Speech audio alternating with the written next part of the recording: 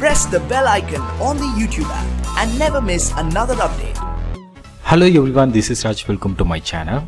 Friends, நம்ம நண்பர் வந்து ஒருத்தர் கேட்டிருந்தாரு, என்னுடைய வீடியோ வந்து நான் ரெண்டரிங் போடும்போது ரொம்ப லேட் ஆகுது, கிட்டத்தட்ட ½ hour 1 hour கூட ஆகுது ரெண்டரிங் ஆகிறதுக்கு. இதை வந்து ஸ்பீடப் பண்ண முடியுமா, ஏதாவது ஐடியா இருக்கா அப்படின்னு சொல்லிட்டு கேட்டிருந்தாரு.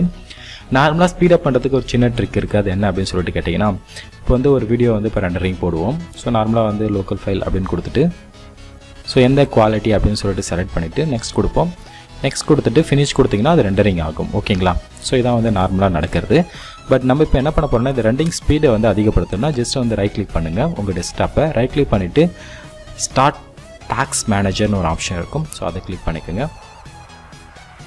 அது கிளிக் பண்ணிங்கன்னா கீழே வாங்க. கீழே வந்தீங்கன்னா நம்ம ரெண்டரிங் ஆகிறது இந்த இடத்துல காமிக்கும். ஓகேங்களா? Camtasia அப்படின்னு சொல்லிட்டு. ஸோ அதை வந்து ரைட் கிளிக் பண்ணி செட் பீரியாரிட்டின்னு ஒரு ஆப்ஷன் இருக்கும். ஸோ இது வந்து பார்த்தீங்கன்னா எப்போவுமே நார்மலில் இருக்கும். ஸோ இந்த பீரியாரிட்டி ஆப்ஷன் வந்து ஹை அப்படின்னு கொடுத்தீங்கன்னா போதும். சேஞ்ச் பீரியாரிட்டி அப்படின்னு கொடுத்துருங்க.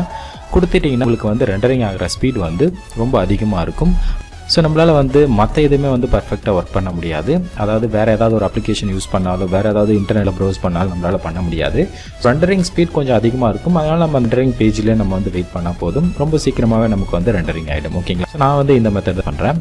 ஓகே, அண்ட் இன்னொரு விஷயம் என்ன அப்படின்னு சொல்லிட்டு பார்க்கும்போது, ஸோ உங்களுடைய ரேம் வந்து ரொம்ப கம்மியாக இருந்தாலும் இந்த ரெண்டரிங் டைம் வந்து அதிகமாக எடுத்துக்கும். ஓகேங்களா? ஸோ இங்கே வந்து பாருங்கள், என்னுடைய லேப்டாப்போட ரேம் என்ன அப்படின்னு சொல்லிட்டு கேட்டிங்கன்னா ஜஸ்ட் வந்து 2 GB தான் நான் வந்து யூஸ் பண்ணிகிட்ருக்கேன். ஸோ அதனால் எனக்கு வந்து ரொம்ப அதிகமாக டைம் எடுத்துக்கிச்சு.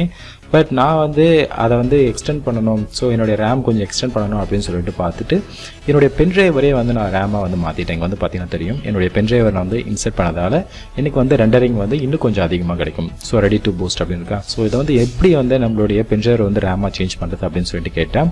ஜஸ்ட் உங்களுடைய பென்ட்ரைவர் வந்து ரைட் கிளிக் பண்ணுங்கள்.